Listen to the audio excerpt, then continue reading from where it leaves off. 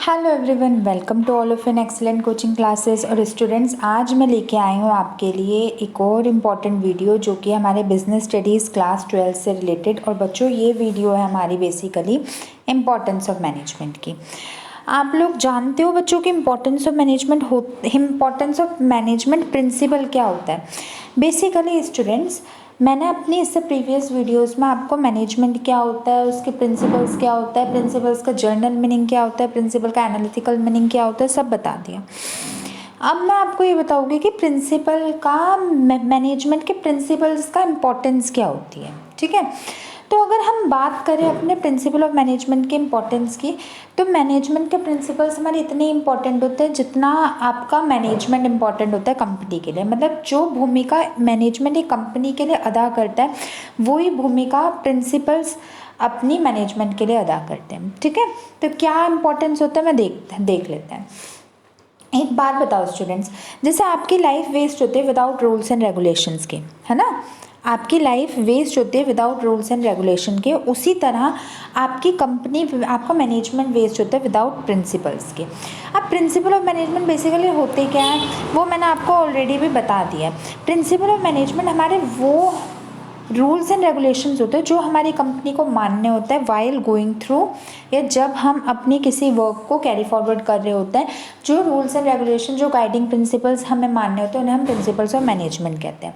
अगर आपने एक कंपनी में एंटर किए और आपको being a part of a company, आपको अपनी कंपनी में कुछ काम करने के लिए कुछ सिद्धांत को मानना पड़ा, कुछ रूल्स एंड रेगुलेशंस को मानना पड़ा, तो बेसिकली हम उन्हें प्रिंसिपल ऑफ मैनेजमेंट कहते हैं।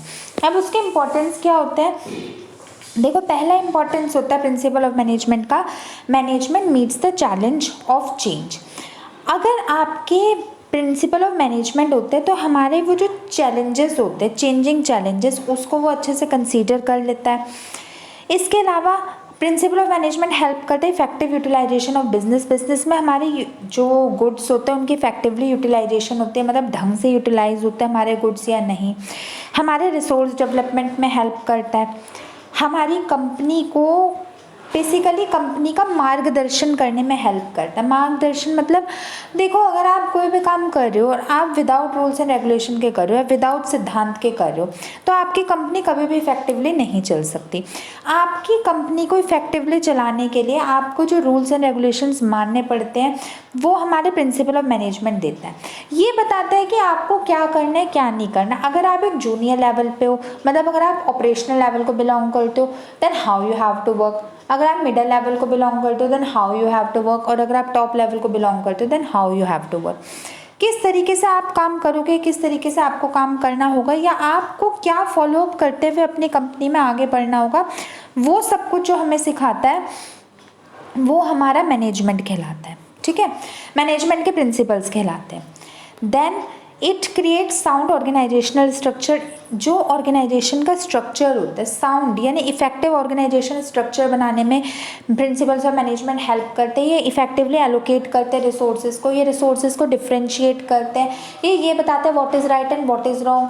आप क्या कर रहे हो, कब कर रहे हो, कैसे कर रहे हो, जो कर रहे हो आप वो सही भी कर रहे हो या गलत कर रहे हो, ये सब बताने में हमारे प्रिंसिपल ऑफ मैनेजमेंट हेल्प करता है। ये हमारे इंटरग्रेट्स वेरियस इंटरेस्ट, मतलब वेरियस ग्रुप एफर्ट्स को इंटरग्रेट्स करता है। मैंने हमेशा बताया प्रिंसिपल ऑफ मैनेजमेंट का क्या वर्क होता है, या मैनेजमेंट का क्या वर्क होता है।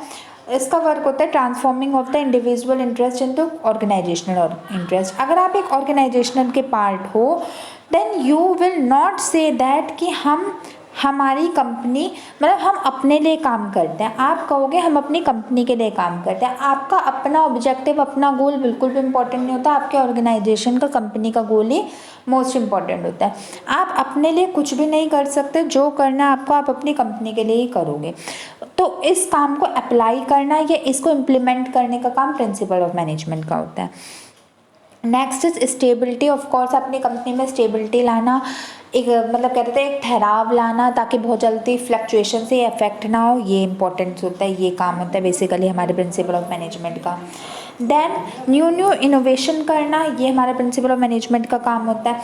मीन्स आप अपने काम को किस यूनिक तरीके से कर सकते हो। मैंने हमेशा आपको यही कहा है कि आप अगर कोई काम कर रहे हो या आप अगर कोई गुड सेल कर रहे हो तो आपके अंदर ऐसी क्या क्वालिटी है जो आपकी अपकमिंग ब्रांड के अंदर नहीं है। Means what the things you are giving extra to your customer which your competitive brand is not giving. ये भी काम, इसको भी सोचने का काम हमारे प्रिंसिपल्स ऑफ मैनेजमेंट का ही होता है। टैकलिंग प्रॉब्लम्स को टैकल करना, जितनी परेशानियाँ होती हैं उनको टैकल करने का काम भी हमारे प्रिंसिपल ऑफ मैनेजमेंट का ही होता है। और last is a tool for personality development, हर बंदे की पर्सनैलिटी को उभार के लाना, उनको डेवलप करना, वो जिसके कैपेबल है वो उनको बताना। जैसे रिनैमरेशन ऑफ एम्प्लॉयज़ एक प्रिंसिपल ऑफ मैनेजमेंट होता है। तो रिनैमरेशन में क्या आ जाता है, कंपनी में जो इतने भी एम्प्लॉयज़ हैं उनको अपनी वो दो, सैलरीज दो, वेजेस दो, समय पे दो, ताकि वो अपने काम को इफेक्टिवली कर पाए। तो अगर बेसिकली आपकी कंपनी हमेशा अच्छी चलेगी अगर आप एम्प्लॉयज़ को सेटिस्फाई रखोगे।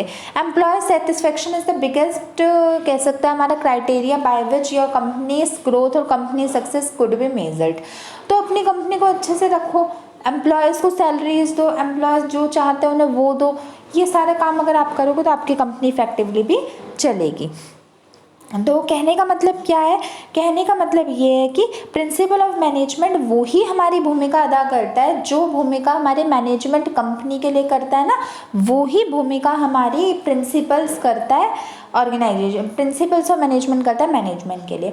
Without principle of management, management is waste. Management चलता ही पूरा प्रिंसिपल ऑफ मैनेजमेंट की वजह से, प्रिंसिपल ऑफ मैनेजमेंट के लिए है। So students, that was the video which deals with the importance of management, and I'm damn sure about it you will able to understand what is the major importance of principles of management and what are the merits of it. This could be clear out for you, and if you still have any doubt regarding any topic related to this video or from my previous video, then do not hesitate students. This is the platform where you can just freely give your views, express your views with me, and if you have any doubt regarding any topic then please let me know, tell me in my comment section. I will definitely try to answer your each and every comments very soon. And I have one request from you, please do not forget to subscribe my channel as well as press the bell icon in order to never miss any new update. Okay students, I will meet you in my next video very soon. Till then, goodbye and stay tuned. Thank you so very much for watching my videos students, and thank you so much for watching my video, and Jai Mata Di.